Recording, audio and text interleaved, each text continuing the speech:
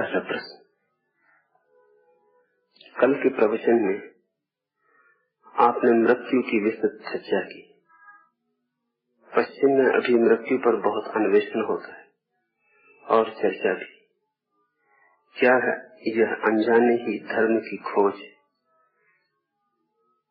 धर्म की खोज नहीं, धर्म से बचने की खोज है। मृत्यु के संबंध में आदमी के दो उपाय रहे। एक उपाय है मृत्यु को स्वीकार कर लेना, मृत्यु के तथ्य को परिपूर्ण भाव से अंगीकार कर लेना। उस भांति धर्म की क्रांति घटित होती, क्योंकि जो मरने को राजी है मृत्यु उसके सामने असफल हो जाती है। जो मरने को सहज तत्पर है उसके लिए मृत्यु ही अमृत हो जाती है। एक दूसरी राह रही है मृत्यु को पराजित करने की। कुछ उपाय खोजना है कि आदमी न मरे, कुछ ऐसा करना है कि आदमी सदा सदा के लिए बच जाए, देह नष्ट न हो, अंत न आए। पश्चिम में जो मृत्यु की चर्चा चलती है वो इसलिए चलती है कि कैसे मृत्यु को पीछे हटाया जाए, कैसे मृत्यु से बचा जाए। हम कैसे वैज्ञानिक उपाय खोजने के आदमी मरे न। यदि किसी दिन ऐसा हो जाए कि आदमी न मरे तो अधर्म जीत जाएगा, धर्म हार जाएगा। क्योंकि जैसे ही मृत्यु की बात समाप्त हो गई, मोक्ष की बात भी समाप्त हो गई। जैसे ही मृत्यु को जीत लिया गया वैसे ही परमात्मा शेष ही न रहा। मनुष्य के जीवन में मुक्ति की धारणा पैदा होती है मृत्यु के कारण। जीवन को बदलने की आकांक्षा जगती है मृत्यु के कारण। ये जीवन तो चला जाएगा, इसलिए जो समझदार हैं वे इसी जीवन को जीवन मानने को राजी नहीं हो पाते। जो चला ही जाएगा वो जीवन नहीं है, इसलिए शाश्वत की खोज होती। मृत्यु के कारण ही शाश्वत की खोज होती है। थोड़ी देर को तुम सोचो कि मृत्यु न हो तो तुम शाश्वत की खोज किस लिए करोगे? तुम स्वयं ही शाश्वत हो। मृत्यु न हो तो मोक्ष का प्रश्न कहाँ है? मुक्त होने की बात ही व्यर्थ है। और मृत्यु न हो तो धर्म तत्क्षण विदा हो जाएगा। पशुओं पक्षियों में धर्म नहीं, क्योंकि उन्हें अपनी मृत्यु का पता नहीं। मनुष्य में भी धर्म शून्य हो जाएगा अगर ये पक्का हो जाए कि मृत्यु नहीं होने वाली है। इसे ठीक से समझना। तुम्हारे जीवन में मृत्यु का बोध जितना प्रगाढ़ और स्पष्ट हो जाएगा उतने ही तुम्हारे पैर परमात्मा की तरफ बढ़ने शुरू हो जाएंगे। अगर तुम्हें ऐसा लगने लगे कि मृत्यु किसी भी क्षण घटित हो सकती है, जो कि सच है, आने वाला क्षण हो सकता है मृत्यु का क्षण हो सकता है जो श्वास बाहर जाती है फिर भीतर ना आए, तो इसी क्षण तुम्हारा जीवन दूसरा हो जाएगा। तुम्हारे जीवन का अर्थ आयाम सब बदल जाएगा। तुम वही न कर सकोगे जो एक क्षण पहले तक कर रहे थे।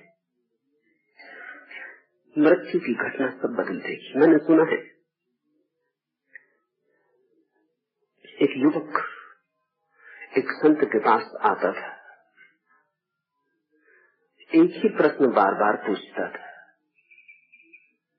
प्रश्न ये था कि मैंने तुम्हें सब तरफ से देखा और परखा, वर्षों से तुम्हारी पहचान की, कहीं कोई भूल नहीं दिखाई पड़ती। तुम्हारा जीवन ऐसा निर्मल है, तुम्हारे जीवन की धारा ऐसी निर्दोष है कि कहीं कोई मलिनता नहीं दिखाई पड़ती। इस पर मुझे भरोसा नहीं आता है कि आदमी इतना शुद्ध कैसे हो सकता है। मैं भी आदमी हूँ और भी आदमी है। तुम विश्वास योग्य नहीं मालूम पड़ते, लगता है एक सपना हो हो नहीं सकते, और अगर हो तो मेरी खोज में कहीं कमी रह गई, भूल चूक कहीं छिपी होगी। आदमी मात्र में भूल चूक है, मैं खोज न पाया होऊंगा। तुमने इस भांति ढांका होगा परत दर परत कि मैं उघाड़ न पाता होऊंगा। मेरी खोजने की सामर्थ्य तुम्हारे छिपाने की सामर्थ्य से कम होगी, ऐसा संदेह मन में होता है। संत सुनता है, लेकिन ये बार बार उठाया गया था सवाल, तो एक दिन संत ने कहा अब जवाब दे देना जरूरी है। तेरा हाथ देखना चाहता हूं। युवक को समझा नहीं कि हाथ देखने से मेरे प्रश्न का क्या संबंध होगा। हाथ संत ने देखा और कहा कि कहना तो नहीं चाहिए, लेकिन सत्य को छिपाना उचित नहीं। कल सुबह सूरज उगने के साथ ही तेरा अंत हो जाए। इधर सूरज उगेगा, उधर तेरा सूरज डूब जाएगा। तेरी मौत की घड़ी करीब आ गई, तेरी उम्र की रेखा कट गई। कई दफे तेरे हाथ पर नजर गई, लेकिन मैं सोचता था अभी तो देर है, अभी तो देर है, अभी क्यों मारने के पहले मार देना। लेकिन अब देर नहीं, ये आखिरी मिलन। कल सुबह के बाद तो फिर तो मिल न पाएगा मुझे। अब मैं निश्चिंत हुआ, ये तुझसे कह दिया, मेरा बोझ हल्का हो गया। अब तो पूछ, क्या पूछना है। वो जो प्रश्न सदा से युवक ने पूछा था भूल गए। जब अपनी मौत आ गई हो तो किसमें दोष है, किसमें दोष नहीं, किसको प्रयोजन है। ये तो सुविधा के समय की बातचीत है। उठ के खड़ा हो गया, उसने कहा कि अभी मुझे कोई प्रश्न नहीं सूझता, मुझे घर जाने दे। संत ने कहा रुको भी, इतनी जल्दी क्या, कल सुबह को भी काफी देर है, अभी तो दिन पड़ा, रात पड़ी, 24 घंटे लगेंगे, इतनी घबराने की कोई जरूरत है। उस युवक ने कहा बातचीत बंद करो, मेरी मौत आ गई है, तुम्हें यहाँ बैठ के बकवास करने की पड़ी है। संत ने कहा लेकिन भाई तुम सदैव प्रश्न पूछते थे, फिर कभी ना पूछ पाओगे, क्योंकि कल सुबह तुम विदा हो जाओ। आज मैं उसका उत्तर देने को तैयार हूँ। उस युवक ने कहा रखो अपना उत्तर अपने पास, मुझे घर जाने दो, मुझे पकड़ो मत। उसके हाथ पैर कप रहे, अभी आया था बल से भरा, अभी पैर रखता था तो ताकत, सब शक्ति खो गई। कहीं कुछ बदलाहट नहीं हुई है, सब वैसा का वैसा है। कोई बीमार नहीं हो गया है अचानक, लेकिन स्वास्थ्य हो गया। बीमारी तो नहीं आई, स्वास्थ्य जा चुका। उतरा, आया था तब सीढ़ियों पर, चलने में एक नृत्य था, जवानी थी। लौटता था तो सीढ़ियों के पास की दीवार का सहारा लेकर उतरने लगा। आंख पे धुंध छा गया, पैर कपने लगे। फकीर ने कहा भाई ऐसी क्या बात है, अभी आए थे तब भले चंगे थे, अब इतने क्या परेशान हो रहे हो, ऐसा क्या दीवार पकड़ रहे हो, जवान आदमी हो। लेकिन अब उसे कुछ सुनाई ना पड़ा। कान जैसे बहरे हो गए, आंखें जैसे अंधी हो गई। सारी इंद्रियों का खेल है जब तक जीवन है, जब जीवन ही जाता हो तो इंद्रियां सब उदास हो गई। वो घर जाके बिस्तर से लग गया। घर के लोगों ने कहा क्या हुआ है, कोई बीमारी हो गई है, कोई दुख, कोई पीड़ा, कोई चिंता। उस युवक ने कहा कि न कोई चिंता है, न कोई बीमारी है, न कोई दुख, लेकिन सब गया। चिंता भी नहीं है, चिंता भी क्या करी, एकदम शून्य हो गया, सब डगमगा गया।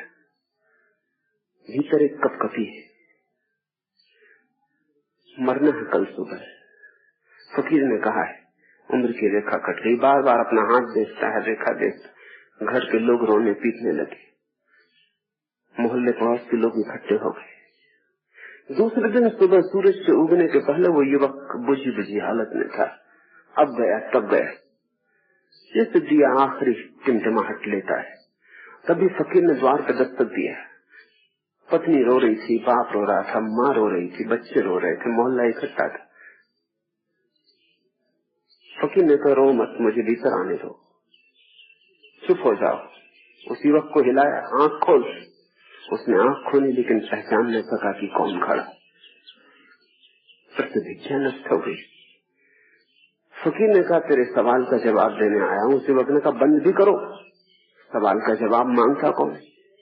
उस फकीर ने कहा, लेकिन जो मैंने ये तेरे हाथ की रेखा की बात कही, ये तेरे सवाल का जवाब, अभी तेरी मौत आई नहीं। मैं तुझसे ये पूछता हूँ कि इन 24 घंटों में तूने कोई पाप किया?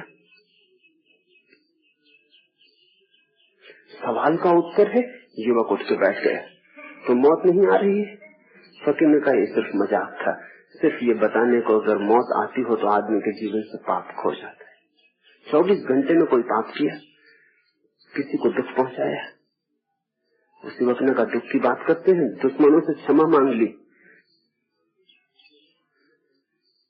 सिवाय प्रार्थना के इन 24 घंटों में कुछ भी नहीं किया है।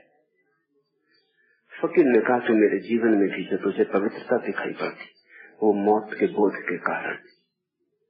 तुझे 24 घंटे बाद मौत दिखाई पड़ती है, मुझे 24 साल बाद दिखाई पड़ती है, इससे क्या फर्क पड़ता है? मौत है, मौत का होना काफी है।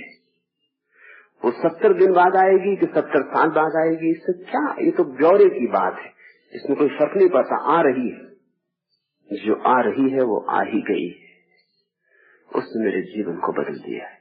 मृत्यु का बोध जीवन को रूपांतरित करता है, जीवन को पुण्य की गरिमा से भरता है, जीवन को पवित्रता के सुवास से भरता है, जीवन को पंख देता है, परलोक जाने के, परलोक की अभीक्षा देता है, परमात्मा की खोज की आकांक्षा जगाता है। लेकिन पश्चिम में जो खोज चलती है मृत्यु की, वो धर्म की खोज नहीं, वो धर्म से बचने की खोज। कैसे हम मृत्यु को जीत लें, कैसे आदमी को लंबाया जा सके। अगर हृदय टूट जाता है तो प्लास्टिक का हृदय कैसे लगाया जा सके जो कभी न टूटे, या कभी बिगड़ भी जाए तो दूसरा प्लास्टिक का हृदय पेट्रोल पंप से लिया जा सके। कभी कुछ गड़बड़ हो जाए तो शरीर को गैरेज में जाके खड़ा कर दिया, नट बोल्ट की बात रह जाए, तकनीकी हो जाए जीवन। हड्डी टूट जाती है, वो स्टील की हो सकती है कल। खून खराब हो जाता है, वो पूरा का पूरा बदला जा सकता है। खून की जरूरत क्या है? रासायनिक द्रव्य उसकी जगह बह सकते जो ज्यादा शुद्ध होंगे। शरीर को इस भांति कर लेना है कि वो यंत्र मात्र हो जाए, तो फिर उसमें पुर्जे बिगड़ते जाएं, बदलते जाओ और अंत काल तक शरीर को चलाते रहो। वो कभी बूढ़ा न हो, वो कभी जरा जीर्ण न हो। तुम थोड़ी देर सोचो, ये जो आकांक्षा है मृत्यु को जीत लेने की, ये जीवन के सामने सबसे बड़ा संघर्ष, ये युद्ध वाले मन की आकांक्षा है। पहले विज्ञान ने प्रकृति को जीतना चाहा, अब प्रकृति पर जीत काफी दूर तक हो गई है, अब वो परमात्मा को भी जीत लेना चाहता है। फिर कोई मंदिर ना होगा, न कोई प्रार्थना होगी, न ध्यान का कोई सवाल होगा, तुम जीते रहोगे। यद्यपि जीवन जैसा सब कुछ विदा हो जाएगा, क्योंकि यंत्र का क्या जीवन। तुम थोड़ी देर को सोचो, तुम्हारे भीतर सब कलपुर्जे चल रहे हैं,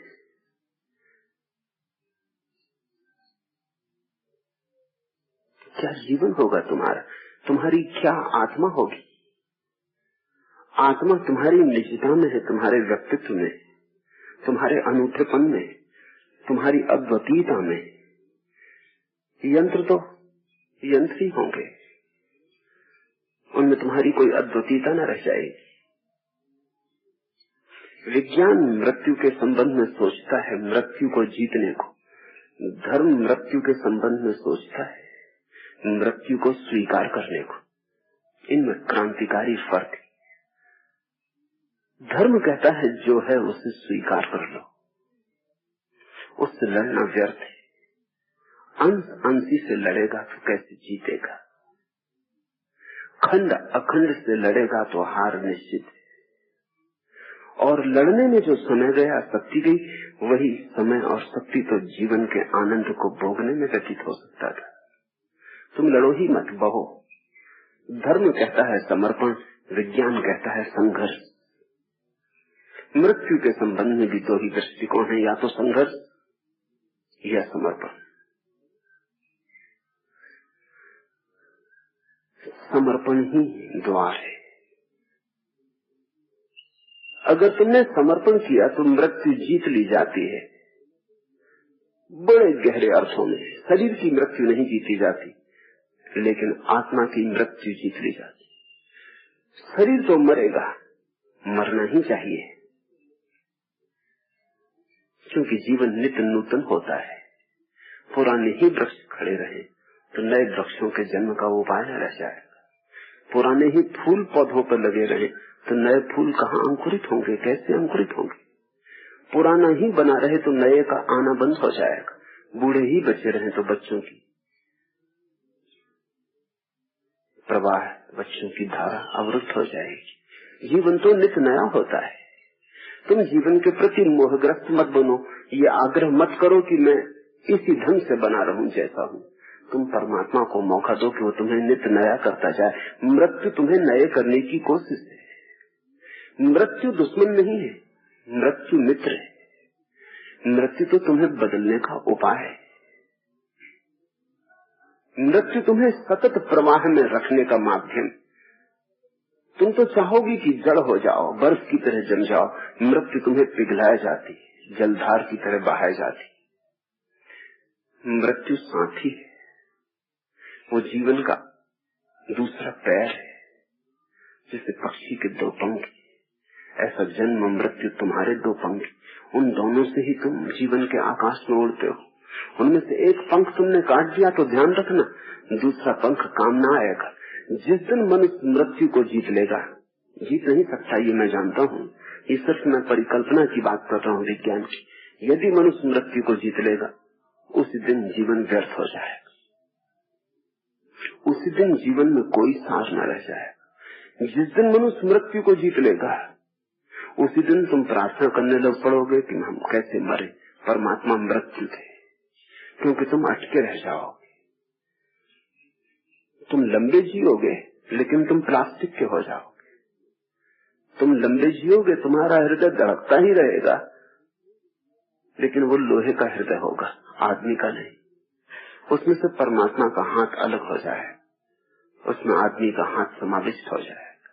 तब तुम एक यंत्रवत हो रहोगे।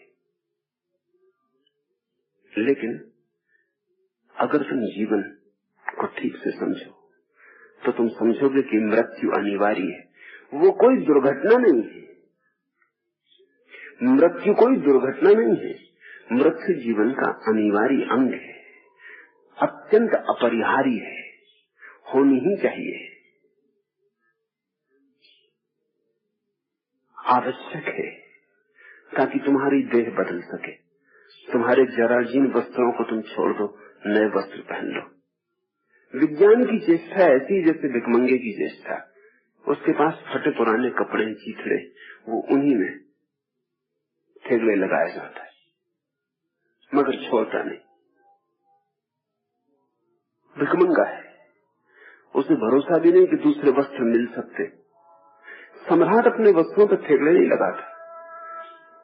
वस्त्र इसके पहले कि पुराने हो छोड़ देता है, नए वस्त्र उपलब्ध हो जाते। धर्म का ढंग सम्राट का ढंग है। क्या थेगड़े लगाना है उसी शरीर पर, दूसरा मिलेगा। जहां से पहला आया है वहां से दूसरे के आने में क्या अड़चन। जिसने तुम्हें इस बार जीवन दिया है वो तुम्हें दोबारा न देगा, ऐसा संदेह तुम्हें कैसे होता है, क्यों होता है? अगर एक बार जीवन का चमत्कार घट सकता है तो 1000 बार क्यों नहीं घट सकता है? जो बात एक बार हो सकती है वो करोड़ बार हो सकती है। जो बात हो ही नहीं सकती वो एक बार भी नहीं हो सकती। तुमने एक बार जीवन को जाना, वसंत को जाना, पतझड़ को भी जानो। हर पतझड़ के बाद फिर वसंत आ जाएगा। तुमने जीवन की मुस्कुराहट जानी, जीवन का रुदन भी जानो। हर आंसुओं के बाद आंखें फिर ताजी और स्वच्छ हो जाएंगी। जो वृक्ष के फूल आज गिर रहे हैं पतझड़ में, वृक्ष के पत्ते चुपचाप दबते जाते हैं मिट्टी में, वे फिर उगेंगे। वस्तुतः जमीन में वे जा कहां रहे, जड़ों के पास पहुंच रहे। जमीन में घुलेंगे, मिलेंगे, फिर नई जड़ों से प्रवाहित होंगे, फिर उठेंगे आकाश में, फिर खिलेंगे। डरो मत, सूखे पत्ते की तरह कपो मत, घबराओ मत, चुपचाप सो जाओ गहन निद्रा में, उतर जाओ जड़ों के पास। जिसने तुम्हें एक बार उठाया था आकाश में, वो तुम्हें अनंत बार उठा सकेगा। कमजोर आदमी, भिखमंगा आदमी, भयग्रस्त, उसकी आस्था नहीं। वो कहता है इस बार तो किसी तरह हो गए, हालांकि उसे पता नहीं कि कैसे हो गए। इस बार तो किसी तरह हो गए, अब आगे कैसे होंगे। इसलिए पकड़े रहो। सूखा पत्ता वृक्ष को पकड़ने की कोशिश कर रहा है। वो कहता है मैं लगा ही रहूं, चाहे धागे से सीं दिया जाऊं, चाहे सूख जाऊं, सड़ जाऊं, मगर अटका रहूं वृक्ष से। तुम सोचो, अगर सूखे पत्ते को वैज्ञानिक किसी तरह अटका दे तो सूखे पत्ते के हित में हुआ या अहित में हुआ? उसके नए होने का उपाय नहीं रहेगा। अब वो जमीन में वापस न सो सकेगा। और इतने दिन तक आकाश में खड़े रहने के बाद, हवाओं से जूझने के बाद विश्राम भी चाहिए। वो भूमि में खो जाए, कुछ देर गहरी नींद ले ले, फिर से ताजा और नया हो जाए, फिर सुबह होगी। तुम उस भिखमंगे की तरह मत बनो जो सोचता है अगर ये वस्त्र खो गए तो फिर कोई वस्त्र मिल नहीं सकते। ये वस्त्र आखिरी नियति मालूम होती, इन्हीं पे थेगड़े लगाए जाओ। थेगड़े भी फटने लगे तो थेगड़ों पे थेगड़े लगाए जाओ, गंदे और जराजीर्ण होते चले जाओ, लेकिन पकड़े रहो। सम्राट उतार देता है वस्त्रों को, दूसरे पहन लेता है। धर्म का ढंग सम्राट का ढंग है। धर्म इतना ही सिखाता है कि तुम्हारा शरीर ज्यादा से ज्यादा वस्त्रों की भांति है, उसे छोड़ने में घबराना मत। तुम तुम्हारा शरीर नहीं हो, तुम तो वही शाश्वत स्वर हो जो अनंत शरीरों में आया और गया, जिसने बहुत पतझड़ देखे और बहुत बसंत। तुम न तो पतझड़ हो न बसंत हो, तुम न तो सूखा पत्ता हो न हरे पत्ते हो, तुम तो वो जीवन हो जो हरे पत्ते को हरा करता है। तुम तो वो जीवन हो जो विदा हो जाने पर सूखे पत्ते को सूखा करता है। तुम जीवन की रसधार हो। इस रसधारा को ही हमने ब्रह्म कहा, आत्मा कहा। इस रसधारा का न कोई नाम है न रूप है। ये रसधारा बहुत ढंगों से प्रकट होती। तुम इसके अनंत खेल में भागीदार बनो। तुम डरो मत, तुम भय से कपो मत। वही फरीद कह रहे कि जब मौत आए फरीद, तू उठ के खड़े हो जाना, तू स्वागत के लिए हाथ फैला देना। मौत तुझे ऐसा न हो गैर तैयारी में पाए, ऐसा न हो कि कहीं तू अपने को धोखा दे दे आखिरी क्षण में और डरने लगे और कपने लगे और पकड़ ले जोर से जीवन को। कहीं ऐसा न हो। उठ के खड़े हो जाना, स्वागत से द्वार खोल देना, फूल माला सजा लेना, कहना मैं तैयार, कब से प्रतीक्षा करता था। तत्क्षण वो जो मौत की तरह दिखाई पड़ा था, वो मौत की तरह दिखाई नहीं पड़ेगा। इसे थोड़ा समझो, क्योंकि मौत तुम जिसे कहते हो वो भी तुम्हारी व्याख्या है। मौत शब्द में ही तुम्हारी व्याख्या छिपी। द्वार पर कोई आता है जरूर, वो कौन है ये तुम्हारी व्याख्या पर निर्भर होगा। अगर तुम भयभीत हो तो मौत, अगर तुम निर्भय हो तो परमात्मा। ये तुम्हारी व्याख्या है। जो आता है तुम उसे थोड़ी देखते हो,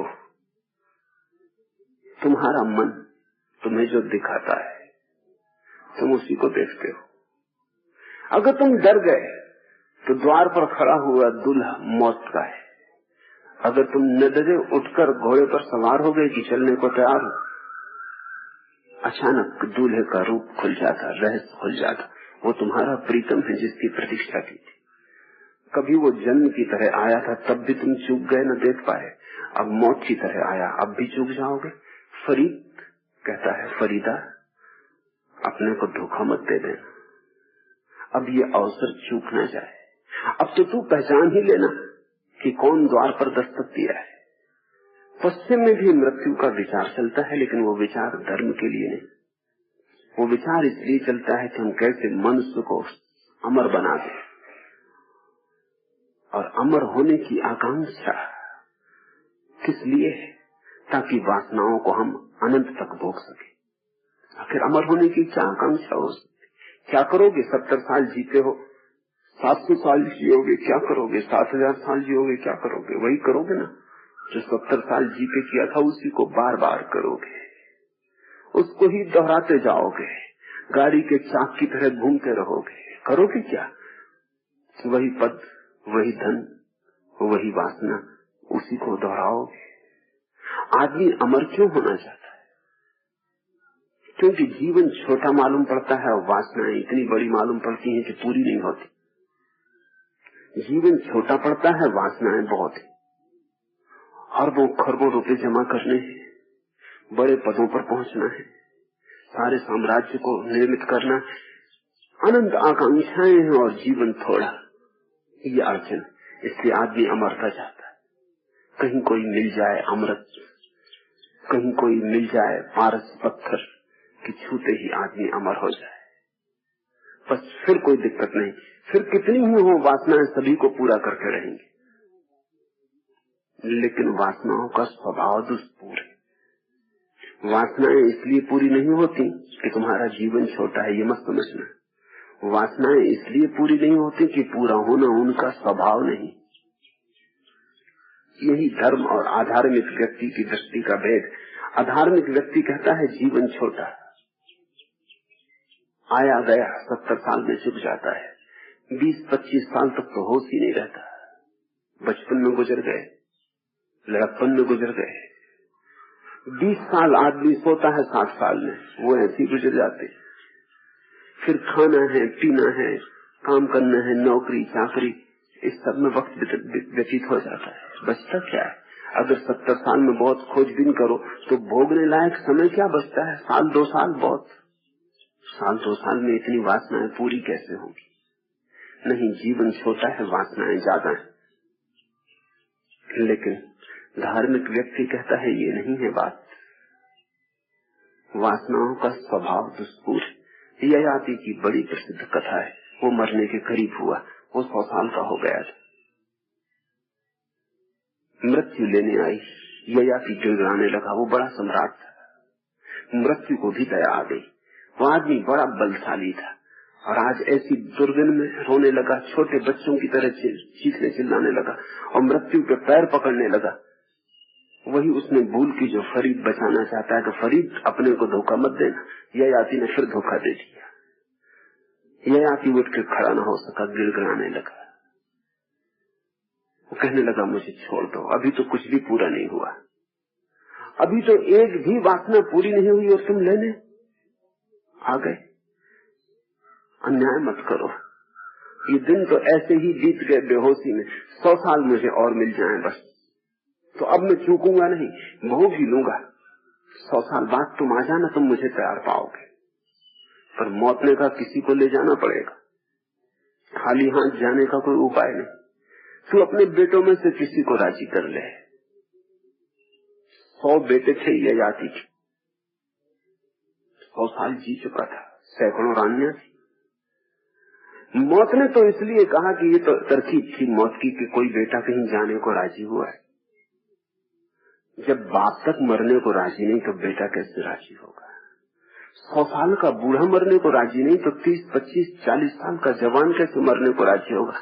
जब इसकी वासनाएं पूरी नहीं हुई तो 40, 50 साल के आदमी की वासनाएं अभी कहाँ पूरी हुई होंगी? ये तो तरकीब थी, ये तो होशियारी थी मौत, ये तो सिर्फ न कहने का एक कुशल ढंग था, ये तो राजनीति थी। ययाति ने अपने लड़कों को बुला लिया। बड़े लड़कों ने तो ध्यान ही न दिया, वो तो चुपचाप बैठे रहे, उन्होंने तो सिर भी न हिलाया, क्योंकि वो भी जीवन के अनुभव से अनुभवी हो गए थे। उन्होंने भी कहा ये भी बूढ़ा क्या बातें कर रहा है, तुम मरना नहीं चाहते, हमें मारना चाहते हो। जब तुम्हारी इच्छाएं पूरी नहीं हुई तो हमारी कहाँ से पूरी हो जाएंगी? हम तो तुमसे कम ही जिए, तुमने तो सब भोग लिया। तुम हटो तो सिंहासन खाली हो तो हम भी थोड़ा भोग सके, तुम हमें हटाने की कोशिश कर रहे हो। ये तो जरूरत से ज्यादा बात हो गई। बाप मरे ये तो नैसर्गिक नियम है, बाप के पहले बेटा मरे और वो भी बाप मांगे, ये भी कोई बाप हुआ? और बाप कहे कि तू मर जा, ऐसे बाप के लिए कौन मरने को राजी होगा? बड़े लड़के तो चुप रहे, लेकिन एक छोटा लड़का जिसकी उम्र कुल 18-19 साल थी, अभी कली खिली भी न थी, अभी जवान ही हो रहा था, अभी मुझ की रेखाएं आनी शुरू हुई थी, ओठ के पास आ गया। उसने कहा कि मैं तैयार। ययाति भी चौंका। वो बेटा उससे बहुत प्यारा था, लेकिन अपने से ज्यादा प्यारा तो बेटा भी नहीं होता। अपनी जान जाती हो तो पति भी प्यारा नहीं, पत्नी भी प्यारी नहीं, बेटा भी प्यारा नहीं। उपनिषद कहते हैं आदमी दूसरों को भी अपने लिए प्रेम करता है।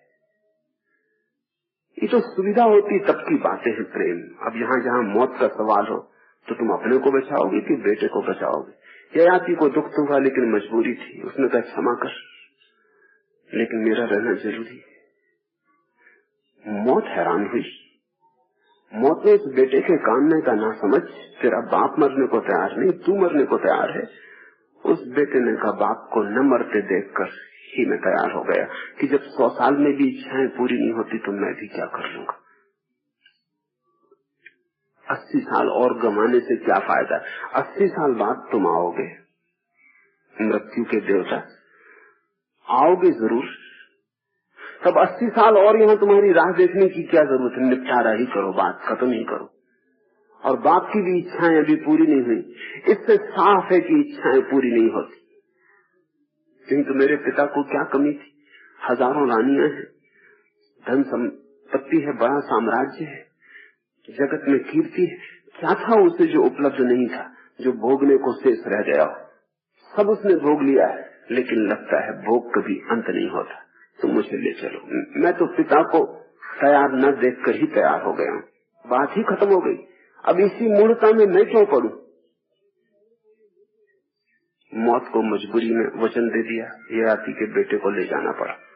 100 साल ययाति जिंदा रहा, फिर मौत आई, लेकिन 100 साल भूल ही गया, बात ही भूल गया। 100 साल इतना लंबा वक्त कौन याद रखता है? 100 साल बाद मौत आई, फिर गिड़गिड़ाने लगा। कथा बड़ी अद्भुत है। फिर रोने लगा, कहने लगा मैं तो भूल ही गया, भोग नहीं पाया, सब अधूरा रह गया। ऐसे मौत 10 बार आई, हर बार ययाति के एक बेटे को ले गई।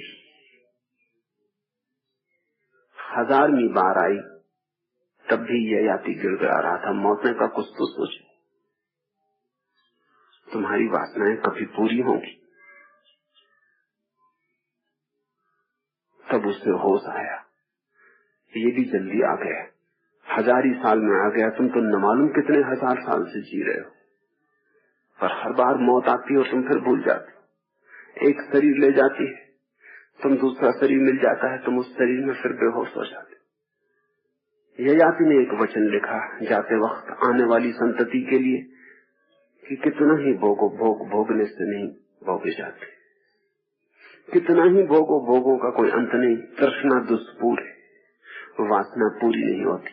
समय का सवाल नहीं है, वासना का स्वभाव पूरा होना नहीं।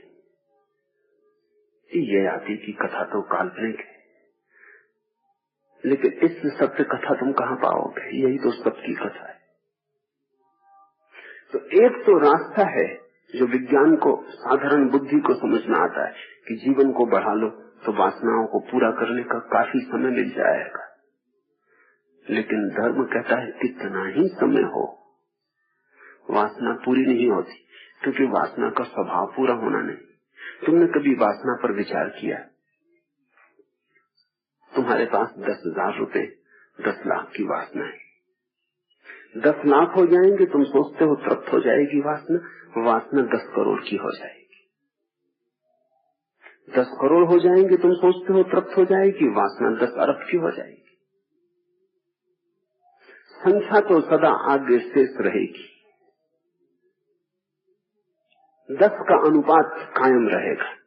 10 रुपए थे तो 100 रुपए की आकांक्षा थी, 10,000 थे तो लाख की थी, लाख थे तो 10 लाख की थी, लेकिन 10 का अनुपात कायम रहेगा। तुम जितना आगे बढ़ते हो, वासना क्षितिज की भांति उतने ही आगे बढ़ जाती। जैसे आकाश छूता हुआ दिखाई पड़ता है, पृथ्वी को कहीं छूता नहीं। बढ़ते जाओ, दिखता है ये रहा, 2-4-10 मील चलने की बात है, पहुंच जाएंगे उस जगह जहाँ आकाश पृथ्वी को छूता है। तुम कभी न पहुंचोगे, तुम पूरी पृथ्वी के हजारों चक्कर लगा लो, आकाश कहीं छूता नहीं, सिर्फ छूता मालूम होता है। वासना कभी तृप्त नहीं होती, सिर्फ दूर तृप्त होती मालूम होती, वो मृग मरीचिका है। विज्ञान कहता है समय को बढ़ा लो, धर्म कहता है समझ को जगा लो। विज्ञान कहता है उम्र लंबी हो सब ठीक हो जाएगा, धर्म कहता है बोध गहरा हो सब ठीक हो जाएगा।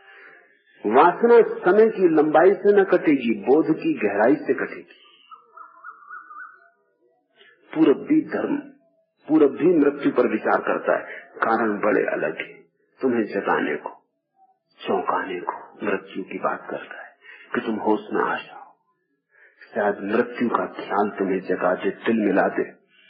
पश्चिम मृत्यु का विचार करता है ताकि तुम्हें और गहरी नींद में सुला दे, ताकि तुम फिक्र ही छोड़ दो, ताकि ये बुद्ध महावीर फरीदों की बात सुनने की जरूरत ही न रह जाए, ये सब पागल सिद्ध हो जाएं।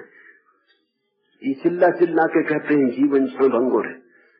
विज्ञान चेष्टा कर रहा है कि सिद्ध कर दे कि जीवन क्षणभंगुर नहीं। ये चिल्ला चिल्ला के कहते हैं कि इस जीवन में वासना तृप्त न होगी।